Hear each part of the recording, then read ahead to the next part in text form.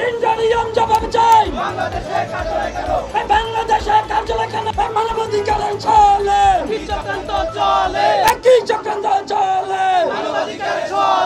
মানবাধিকার চলে অতি দ্রুত বাংলাদেশের সার্বভৌমত্ব বিরোধী বাংলাদেশের নিরাপত্তা বিরোধী এই মানবাধিকার কার্যালয় বাংলাদেশ থেকে চুক্তি বাংলাদেশ থেকে বাদ দিতে হবে। 2 নম্বর বিষয় হচ্ছে আমরা এই সংস্থার অফিসের কেন বিরোধিতা করি। 2 নম্বর কারণ হচ্ছে মূল্যবোধগত সমস্যা।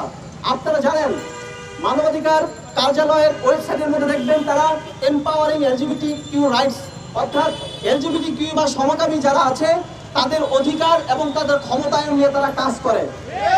কিন্তু আমরা বাংলাদেশের আইন, বাংলাদেশের বিশ্বাস, সামাজিক মূল্যবোধ, ধর্মীয় বিশ্বাস থেকে শুরু করে সবকিছুই এই এলজিবিটিকিউ অথবা এই যে তাদের যে সমকামী যে এজেন্ডা রয়েছে এটার বিরুদ্ধে আমাদের অবস্থান।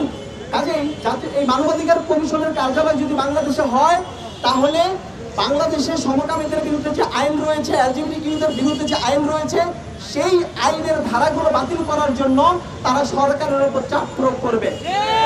একই সাথে বাংলাদেশের শিক্ষা প্রতিষ্ঠানগুলো ঢাকা বিশ্ববিদ্যালয় সহ স্কুল, কলেজ, অন্যান্য ইউনিভার্সিটি, মাদ্রাসা সহ সকল শিক্ষা প্রতিষ্ঠানের সিলেবাসের মধ্যে, শিক্ষা কারিকুলামের মধ্যে, শিক্ষা নীতির মধ্যে তারা এলজিবিটিকিউ, এই সমকামিতা, ট্রান্সজেন্ডার ইত্যাদি বিকৃতপনাকে অ্যাড করার জন্য, যুক্ত করার জন্য সরকারের উপর চাপ সৃষ্টি করবে। কাজেই এই জিনিসটা আমাদের মূল্যবোধের সাথে, বিশ্বাসের সাথে, বাংলাদেশের আইনের সাথে সম্পূর্ণরূপে সাংঘর্ষিক। অতএব আমরা কোনোভাবেই বাংলাদেশে জাতিসংঘের মানবাধিকার কার্যালয়ের অফিস মেনে নিতে পারি না। 3 নম্বর বিষয় হচ্ছে জাতিসংঘের মানবাধিকার কার্যালয় যদি বাংলাদেশে থাকে তাহলে বাংলাদেশের যে আন্তর্জাতিক স্ট্যাটাস এইটা অনেক নিম্ন হয়ে যাবে, নিচে চলে যাবে। আমরা জানি যেসব দেশে জাতিসংঘের মানবাধিকার কার্যালয় রয়েছে ওই দেশগুলোর স্ট্যাটাস খুবই নিম্নমানের, যুদ্ধ বিধ্বস্ত, অস্থিতিশীল, মানবাধিকার হরণ হয় যেসব দেশে সেই সব দেশগুলোতে জাতিসংঘের মানবাধিকার কমিশনের কার্যালয় কাজ করে আর পশ্চিমাদের বিশেষ করে আমেরিকার এজেন্ডা বাস্তবায়ন করে।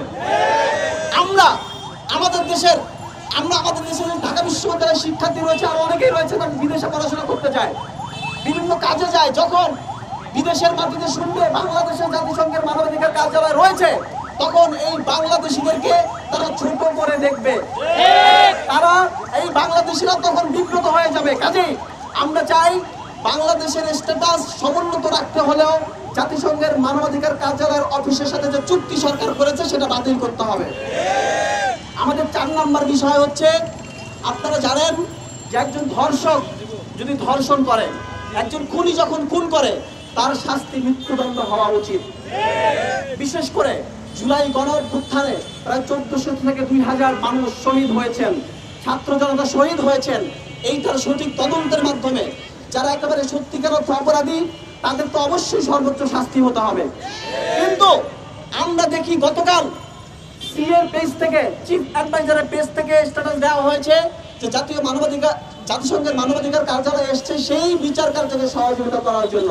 অথচ আমরা দেখি জাতিসংঘের মানবাধিকার কার্যালয়ের ওয়েবসাইটের মধ্যে তারা লিখেছে তারা মৃত্যুদণ্ড চায় না কখনোই। যত বড় অপরাধী হোক না কেন, ধর্ষক হোক, খুনি হোক, গণহত্যাকারী হোক, কারো মৃত্যুদণ্ড তারা চায় না, সর্বোচ্চ শাস্তি তারা চায় না। সো আমরা মনে করি এই যে জাতিসংঘের যে মানবাধিকার কার্যালয় এসছে এটার মধ্যে বিরাট ষড়যন্ত্র রয়েছে।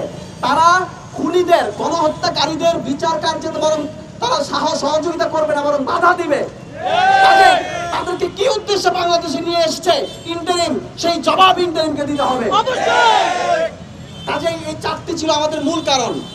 আরো অনেক কারণ রয়েছে, আমাদের ভাইরা, আমাদের শিক্ষার্থী বন্ধুরা আলোচনা করবে। এই 4টি দাবির কারণে, 4টি মূল ইস্যুর কারণে আমরা অন্তর্বর্তী সরকারকে বলবো যে আপনি অতি দ্রুত জাতিসংঘের মানবাধিকার কার্যালয়ের যে অফিসের সাথে চুক্তি করেছেন সেটি বাতিল করে জাতিসংঘ যেখানে ছিল সেখানে পাঠিয়ে দেন।